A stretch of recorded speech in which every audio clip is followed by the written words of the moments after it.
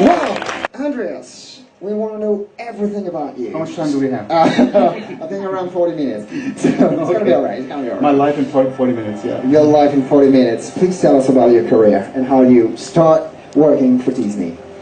Well, it goes back to my childhood, as these things usually do. And I was about 11 or 12 years old when I saw the first Jungle Book. Not the recent one, the first Jungle Book in theaters for the first time, growing up in Germany at the time. And my life changed from one day to the next. It was like, this is what you're going to do. So I told my parents about it, and my sisters. They said, yeah, you're going to America to work for Walt Disney. Sure you will.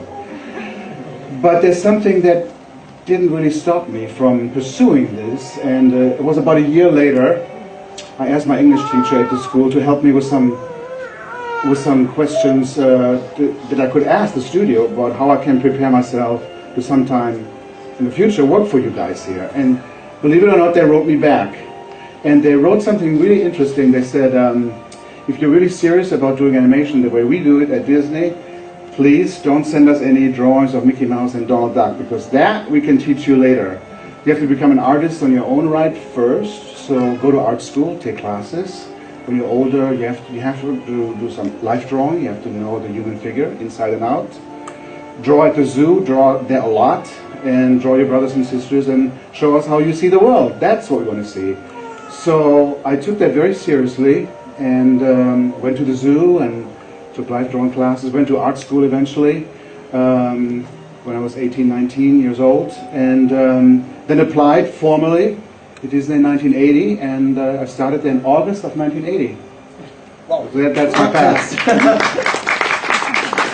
And you created all those amazing characters. For me, I'm wondering, which one was the most challenging to create? I can maybe point to a couple of them that are up there. Roger Rabbit doesn't seem to be so difficult to draw because he's a cartoon character, you know, he doesn't have real anatomy. He's a cartoon animal. So drawing him and animating him wasn't so hard, but putting him into that live action world with the other actor, Bob Hoskins and all the others, that was tough. And I don't want to get into explaining how we did it because it's kind of technical and it would take a long time. But if you look at the live action footage on Roger Rabbit, there's a camera, you know, that moves around and does this and moves in and out and around the characters. So how do you plug in your animated character to work with that live action and the camera moves? So that was at first a nightmare, but I had a way to figure that out. It still wasn't easy, but the end result, I mean, gosh, it was such a groundbreaking film. So it was really, really fun to work on that one. The other tough one is actually Gaston, standing next to Roger Rabbit, for different reasons, because when I started out on Gaston, my first drawings that I did was like a villain would look like, with a big jaw and a mustache, you know, and a cartoon character, he's the villain, the bad guy. And I remember our boss at the time, Jeffrey Katzenberg, said, well, the scene you just animated, it looks fine, but he has to be handsome, you know. And I said, handsome? He's the bad guy, what are we doing here? And he said, well, he's got to be handsome. So I was kind of upset a little bit. Now all the fun is going to be gone out of drawing weird expressions and all that for a villain. And then about 2 weeks later, he called me into his office and he said, you know, I have to explain to you that what our theme is in the story, in Beauty and the Beast. The theme really is, don't judge the book by its cover. Meaning, we have the Beast on one side who looks horrifying and scary, and we find out throughout the story that he really has a heart of gold. And Gaston is the opposite. He looks like a handsome dude, but we find out he's a male chauvinist and he becomes even a murderer in the end. So it has to be clear, he has to be handsome. And I remember saying, but it's going to be so much more difficult to do that. And him being the boss, he said, well, nobody said it was going to be easy. And the meeting was over, you know. So then it was up to me to kind of make that work. So for that reason, he was tough. Of course, I also say Mickey, part of it. You were in charge of Mickey Mouse. What does it feel to draw Mickey and animate Mickey Mouse, who was actually created by Walt Disney himself? The first one, the first major character? One. Yeah, exactly. It was really scary because you take on a character that the whole world knows really, really well. And if you screw this up, everybody will say, yeah, look at this one, you know, no, you know. So what you do is to do some homework before you even get started. And you kind of look at the different versions of Mickey over the years. As you know, he changed.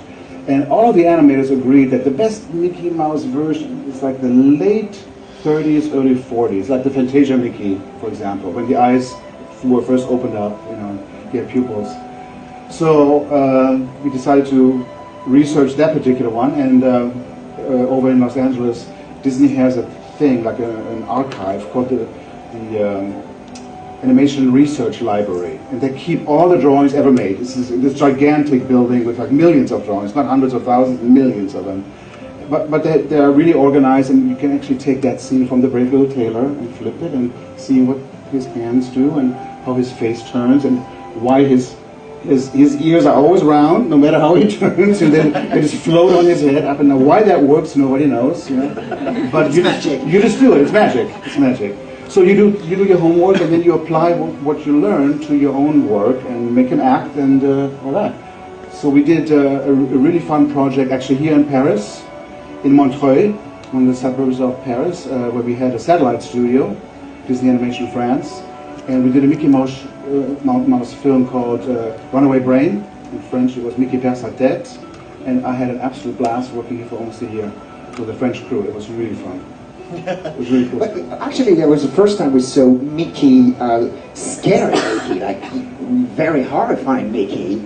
You have it happens to you during the shooting of this film here when you're walking on the park and with a jacket. Can you tell us the little story? Yeah, which is really fun. So it's an unusual Mickey, you know, he's a monster.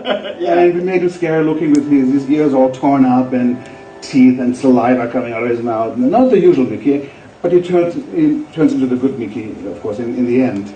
But before we got finished with the movie, they gave us crew shirts, like jackets, you know, and they had the bad Mickey on the back of the crew jacket. It was the one, you know, that pose where he's doing this, all these teeth and the saliva and all of that. Yeah, a really, really disgusting looking Mickey. And I was wearing that shirt coming to the park one day, and I went into one of the shops to check out some merchandise, and there was this lady there. She looked at me and the shirt, and she said, "You shouldn't be wearing like this here at the park, you know. This is bad, this is counterfeit merchandise, you know." And she really gave me a hard time. She thought I made this up, you know, and I was insulting Mickey. I was trying to explain we're doing a movie and he's bad only for a short time. She, no, out. but I thought it was very sweet because she had really strong feelings about the character and the way she sees him. I actually thought it was cute. Yeah, we're protecting Mickey. Exactly. Of course. Let's go back to your character. What is your process when you create a new character? How do you proceed?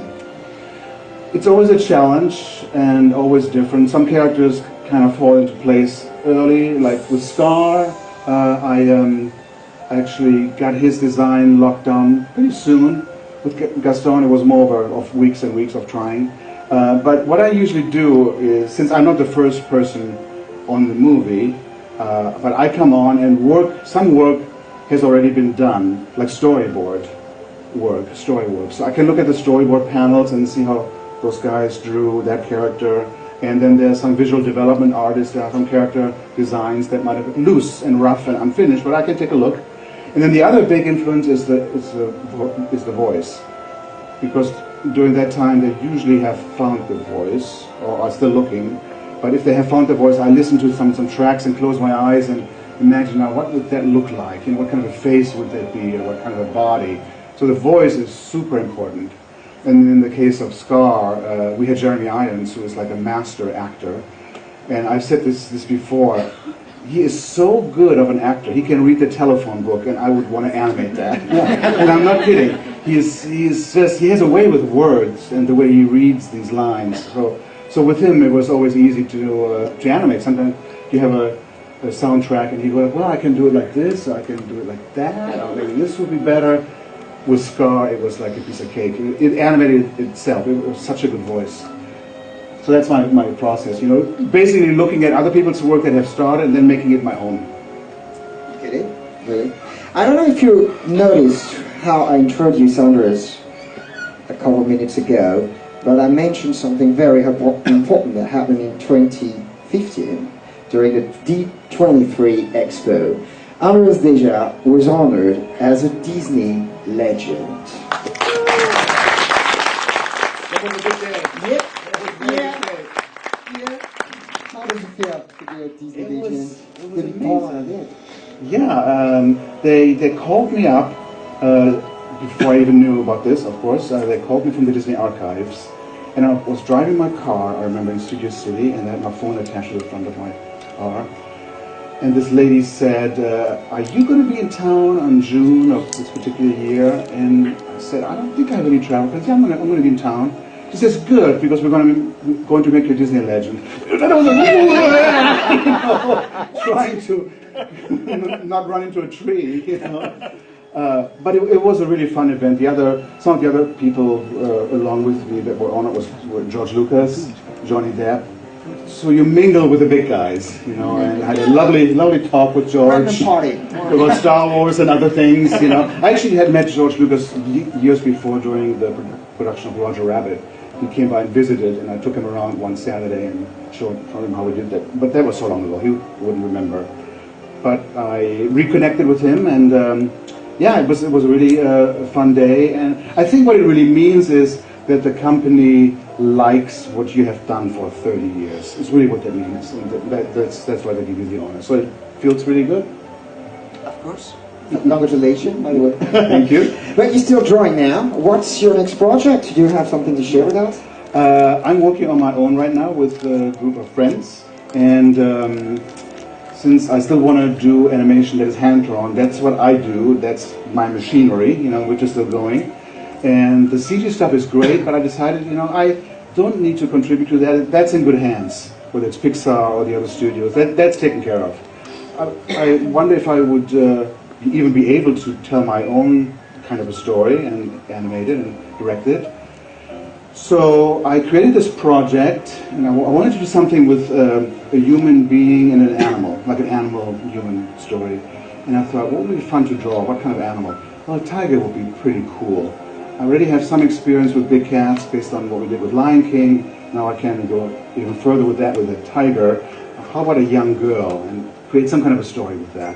So one day I came up with the idea, what if this Russian girl, we took the story to Russia, because they still have big tigers there in eastern Russia. What if she finds this cub in the forest and he's an orphan and she raises him, and as he gets big, there are some bad people around her who know that a dead tiger is worth a ton of money.